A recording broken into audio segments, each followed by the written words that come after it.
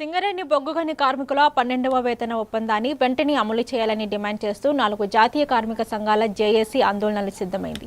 కొత్తగూడెంలో నిర్వహించిన media సమావేశంలోని AITUC మరియు జేఎన్టీయూసీ సిఐటియు నాయకులు మాట్లాడుతూ జూన్ 30తో 11వ వేతన ఒప్పందం ముగిసినా కొత్త ఒప్పందానికి ఇప్పటికీ కమిటీ ఏర్పాటు చేయకపోవడం బాధాకరమని అన్నారు.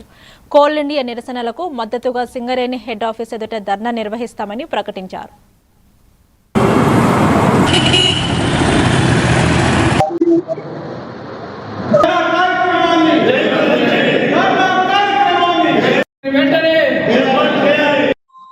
ఈ యొక్క బొగ్గు సంస్థలో లేబర్ కోడ్లను ఎట్లా అమలు చేయాలనే దాని మీదే మాట్లాడడం జరిగింది.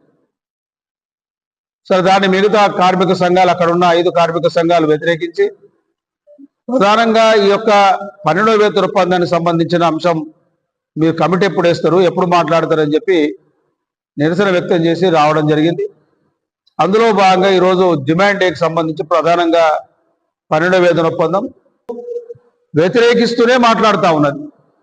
కానీ కలిసి ఐక్య ఉద్యమాలు, ఈ యొక్క 12వ వేతన ఒప్పందానికి సంబంధించిన దాంట్లో ఐక్య ఉద్యమాలు చేయడానికి బిఎంఎస్ స్వతహాగా వేరే పద్ధతిలో వాళ్ళు మాట్లాడుతూ ఉన్నారు. కాబట్టి దురదృష్టకరం.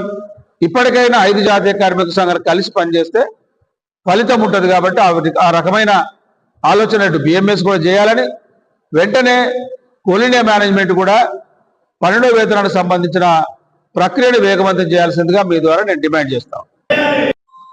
ఈ యొక్క బొగ్గు సంస్థలో లేబర్ కోడ్